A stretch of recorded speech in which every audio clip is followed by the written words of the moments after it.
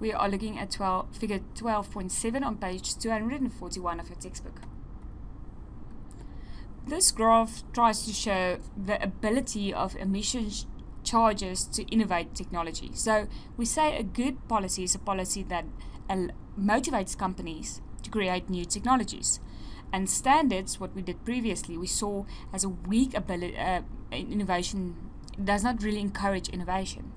However, emission charges we'll see now as a very strong motivation for innovating new technologies. So let's draw the marginal abatement cost curve.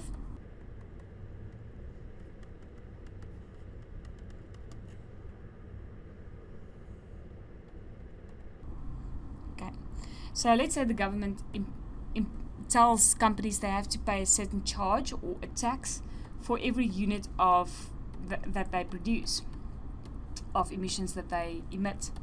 So let's call the charge T1.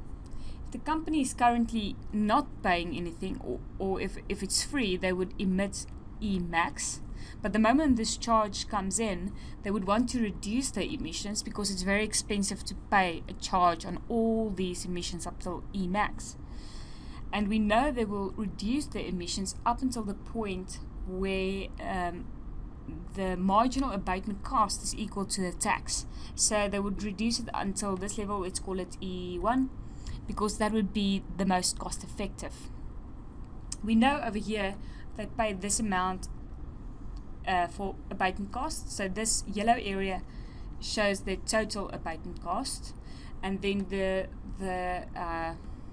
amount they pay for the charge is this area over here. So it's the amount they emit, E1 times T1, the charge. Right. Now this company realized, listen, if we spend a little bit of money on research and development, we can reduce our marginal abatement cost curve, that it looks something like this maybe.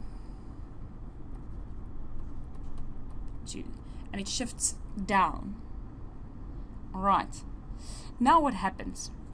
Now they want to move to this point over here, where the charge is equal to the marginal abatement cost. Okay, so now the marginal abatement cost changes. They do not have to pay this area anymore or this area anymore. Their new marginal or total abatement cost is this area.